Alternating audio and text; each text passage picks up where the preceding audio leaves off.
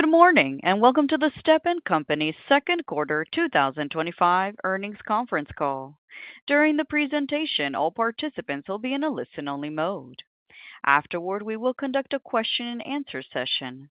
To ask a question during the session, you will need to press star 11 on your telephone. You will then hear an automated message advising your hand is raised. To withdraw your question, please press star 11 again.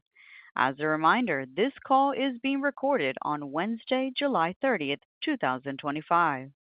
It is now my pleasure to turn the call over to Mr. Ruben Velasquez, Vice President and Chief Financial Officer of Stepan Company. Mr. Velasquez, please go ahead. Good morning, and thank you for joining Stepan Company's second quarter 2025 financial review. Before we begin, please note that information in this conference call contains forward-looking statements which are not historical facts. These statements involve risks and uncertainties that could cause actual results to differ materially, including but not limited to prospects for our foreign operations, global and regional economic conditions, and factors detailed in our Securities and Exchange Commission filings. In addition, this conference call will include discussions of adjusted net income, adjusted EBITDA, and free cash flow, which are non-GAAP measures. We provide reconciliations to the comparable GAAP measures in the earnings presentation and press release, which we have made available at www.stepan.com under the investor sections of our website. Whether you are joining us online or over the phone, we encourage you to review the investor slide presentation. We make these slides available at approximately the same time as when the earnings release is issued, and we hope that you find the information and perspectives helpful. With that, I would like to turn the call over to Mr. Luis Rojo, our President and Chief Executive Officer. Thank you, Ruben.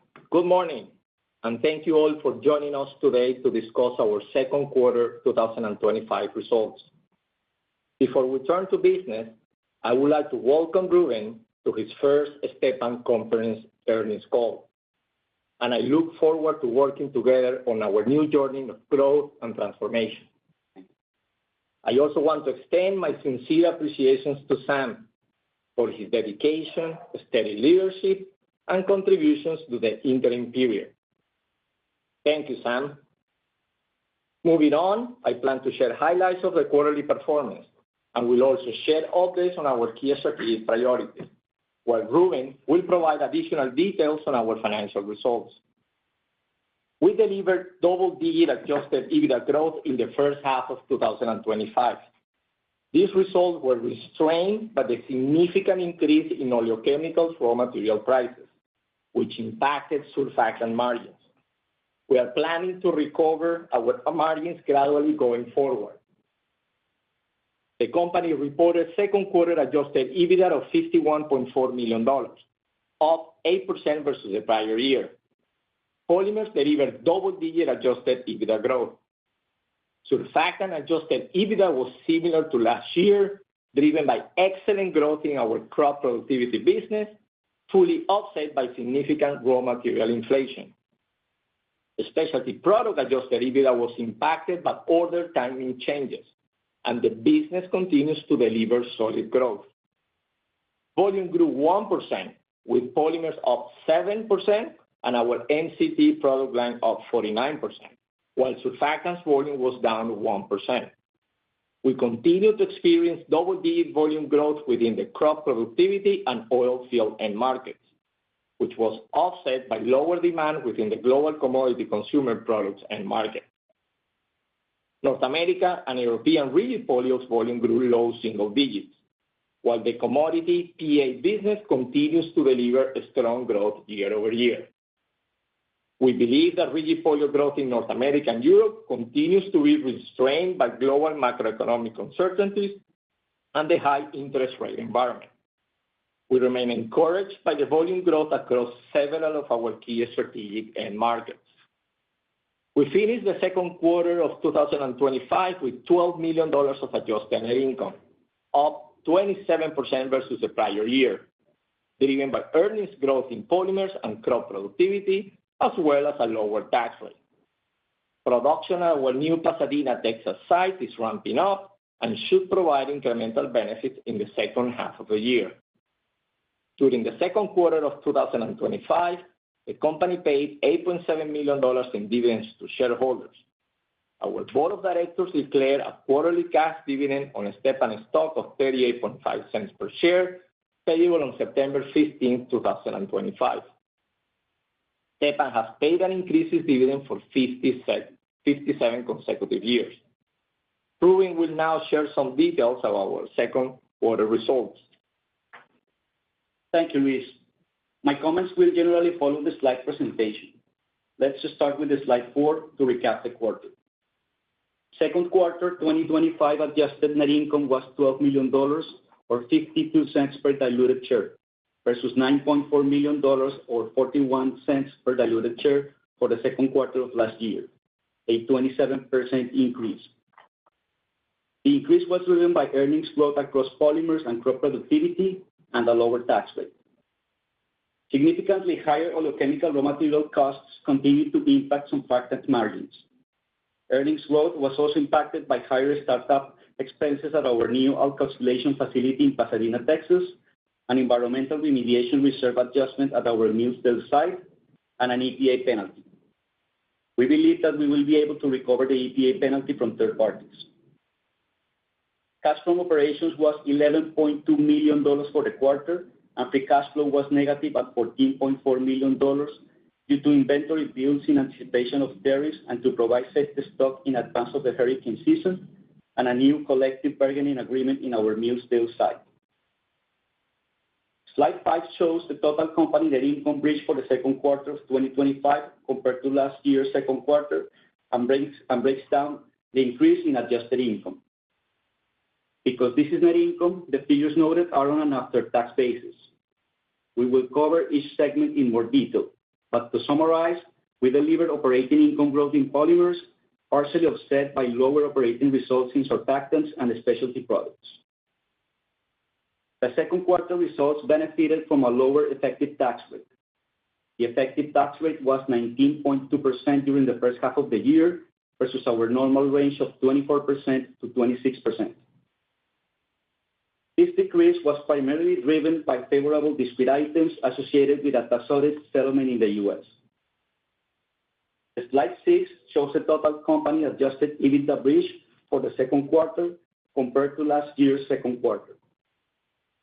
Adjusted EBITDA was $51.4 million versus $47.7 million in the prior year, an 8% increase. We will cover each segment in more detail, but to summarize, we delivered adjusted EBITDA growth in global polymers, partially offset by specialty products and slightly lower earnings in surfactants. Adjusted EBITDA results also benefited from lower corporate expenses compared to previous year. Slide 7 focuses on the surfactant segment results. Surfactant net sales were $411.5 million for the quarter, an 8% increase versus prior year. Selling prices were up 11%, primarily due to improved product and customer mix and the pass-through of higher raw material costs. Sales volume declined 1% year over year due to lower demand within the global commodity consumer product end markets, partially offset by double-digit growth within the agricultural and oil field end markets. Foreign currency translation negatively impacted net sales by 2%. Surfactant adjusted EBITDA decreased $0.5 million, or 1%, versus the prior year. This decrease was driven by the 1% contraction in sales volume, higher Pasadena site startup expenses, and the significant rise in oleochemical raw material prices, together with an increase to an environmental remediation reserve at our Millsdale site and an EPA fine. This was partially offset by improved product and customer mix. Moving to slide 8, polymer net sales were $162.8 million for the quarter, a 2% increase versus the prior year. Selling prices decreased 7%, primarily due to the pass-through of lower raw material costs and competitive pressures. Sales volume increased 7% in the quarter. North American and European rigid polyol volume grew low single digits despite the continued challenging overall environment. Specialty polyols was down low single digits, and commodity phthalate and hybrid volume delivered strong growth year-over-year. China polymers volume was down low double digits.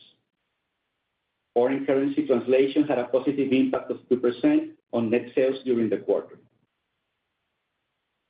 Polymer adjusted EBITDA increased $3.8 million, or 17% versus the prior year, primarily due to 7% volume growth, which was partially offset by less favorable product mix. Finally, specialty product net sales were $20.5 million for the quarter, a 22% increase versus the prior year, primarily due to higher sales volume. Specialty product adjusted EBITDA decreased $2.1 million, or 24%. The decrease in adjusted EBITDA was primarily due to order timing fluctuations within the pharmaceutical business, as orders were moved from the second quarter to the second half of the year. Next, on slide 9, free cash flow was negative at $14.4 million for the second quarter, down $14.2 million year-over-year, reflecting both higher working capital requirements as well as increased purchases of raw materials in anticipation of tariffs and to support business growth. We are optimistic in our ability to deliver positive free cash flow for the full year 2025. During the second quarter, we deployed $25.6 million against capital investments and $8.7 million for dividends. Now, on slides 10 and 11, Luis will update you on our strategic priorities and capital investments. Thanks, Ruben. Our customer will always remain at the center of our strategy and innovation efforts. Our Tier 1 customer base remains a solid foundation of our business. Continue our new customer acquisition within Tier 2 and Tier 3 customers remains a key priority. This is an important and profitable growth channel within our surfactant business. For the second quarter of 2025, our volume grew low single digits year-over-year, and we added over 400 new customers. Our end market diversification strategy remains a key focus area. For the second quarter, we continue to see double-digit growth in our crop productivity and oil field businesses. We are pleased to see our North American and European rigid polyol business continues to deliver year-over-year growth. Insulation remains a critical enabler of a more sustainable and energy-efficient world, and we are confident in the long-term growth prospects of this business. Our focus continues to be on developing the next generation rigid polyol technologies that can increase the energy efficiency and cost performance of our customer insulation products. Additionally, we are excited about the new products we are introducing in the growing spray foam end market. Within polymers, we are able to achieve significant growth in our commodity PA business, which will enable us to deliver earnings growth in 2025. Our supply chain operation and resiliency continues to improve, and we delivered another solid quarter in all our key operational metrics. We continue making investments in our Millsdale site to improve operational reliability. Moving to slide 11, we continue to ramp up production at our new Pasadena, Texas site. We have made 31 different products today. We expect that the full contribution rate of the plant will be achieved during the fourth quarter of 2025, with full-year benefits in 2026. Our commercial team continues to develop and deliver new business opportunities, and specialty alkoxylation volumes continue to grow strong double digits in the second quarter. Looking forward, we remain focused on accelerating our business strategy through enhanced operational excellence to grow volume, improve product and customer mix, and accelerate free cash flow generation. We believe our surfactant business will experience continued growth in our key strategic end markets, and that polymers demand will continue improving as we get more market certainty and we execute our innovation and growth plans. Our Pasadena facility is operational, and as we have previously communicated, this should enable us to deliver volume growth in our alkoxylation product line and supply chain savings going forward. We remain on track to close the sale of our site in the Philippines in the fourth quarter of 2025, and we will continue to look for opportunities to optimize our footprint and asset base around the world. Despite all the current market uncertainties, including the impact of tariffs, we remain optimistic that we will deliver full-year adjusted EBITDA and adjusted net income growth and positive free cash flow in 2025.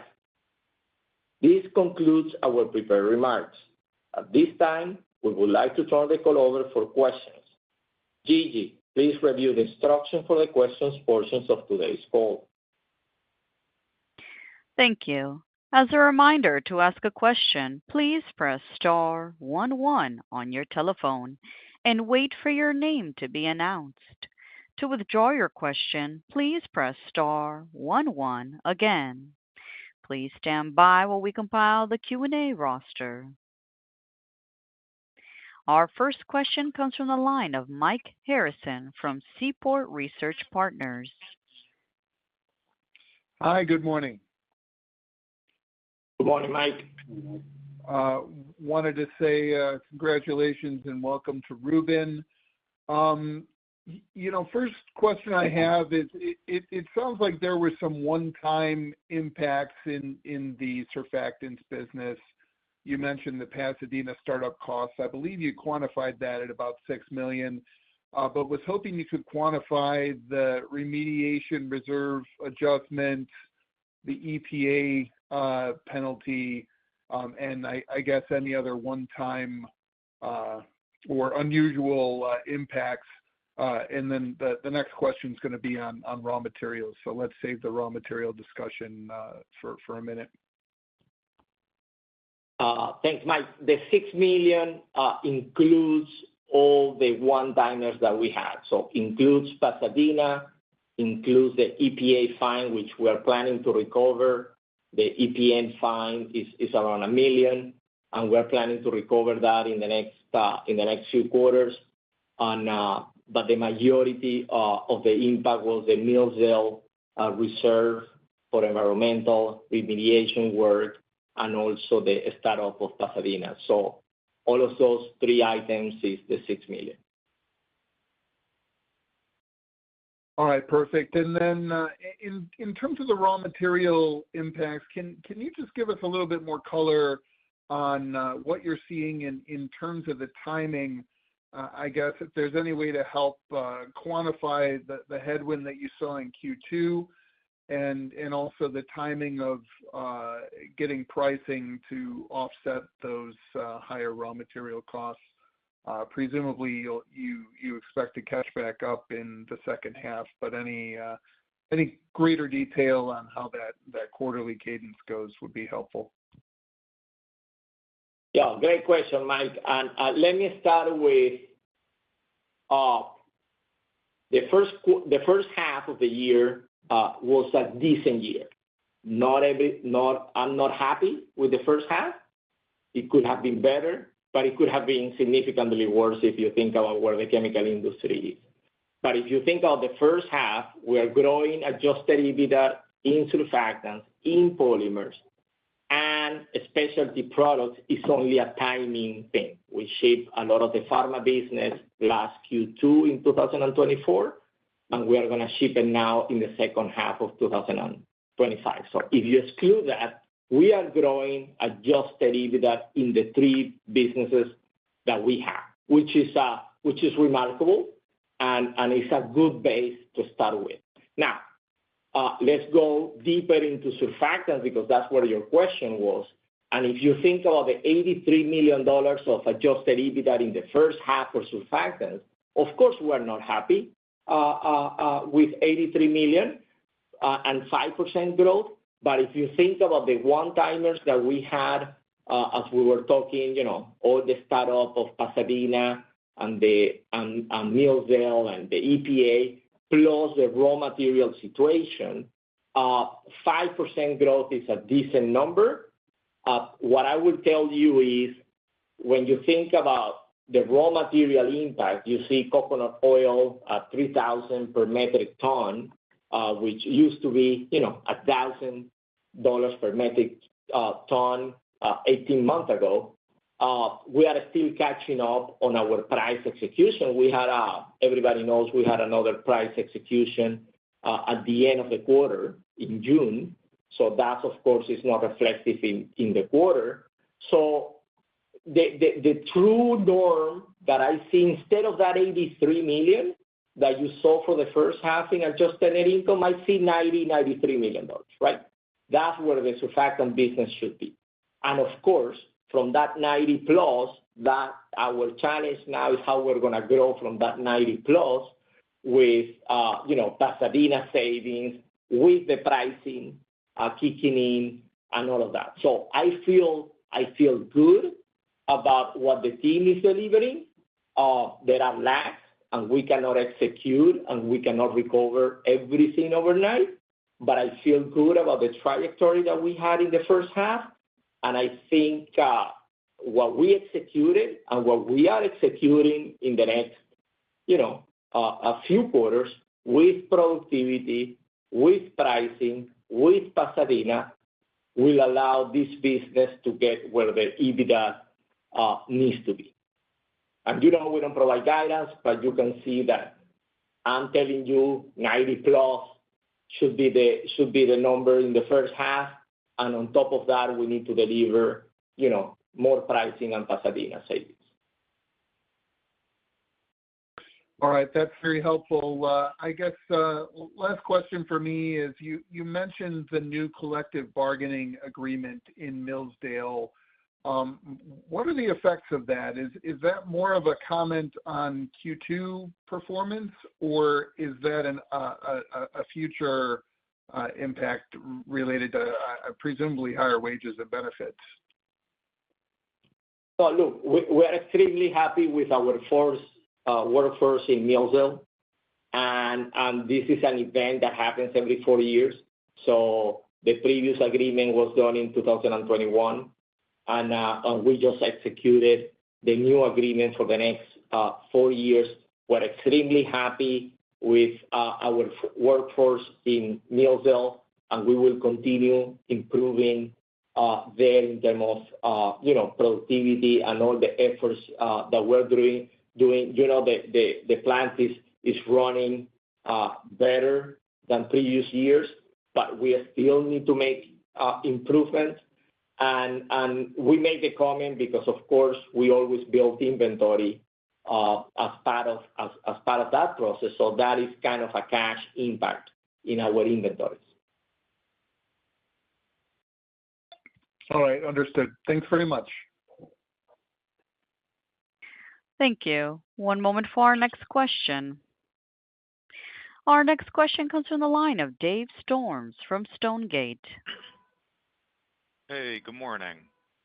Good morning, Dave. Morning. I wanted to start with the AOS expansion that you announced mid-quarter, and I wanted to kind of get your thoughts on, maybe who stands to benefit the most from this. Is this targeted at, expanding capacity for tier 1 clients, tier 2 or 3 clients? What would you say are the long-term benefits from this? Great question, Dave. I'm happy that you bring this topic up because we have talked a lot in the past about low and 4 and ether sulfates. The reality is we want to make sure Stepan is a one-stop shop. We have all the technologies that you need in surfactants to deliver the products that you want to deliver in the marketplace. AOS is an important building block for the sulfate-free business.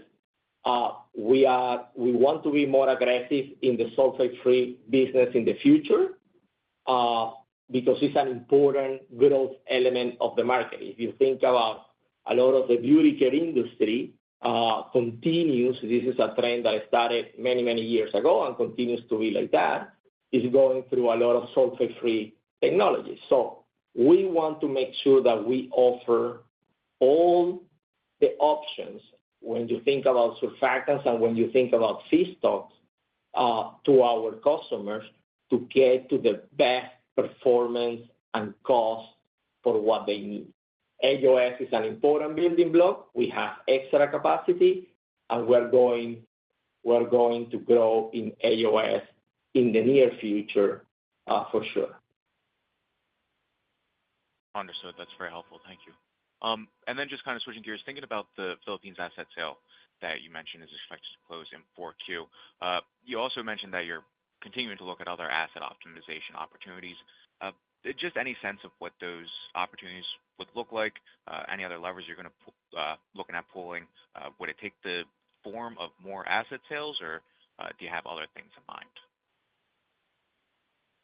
Great question, Dave. And we will continue looking at our footprint. We will continue to look at all our assets, even within plants.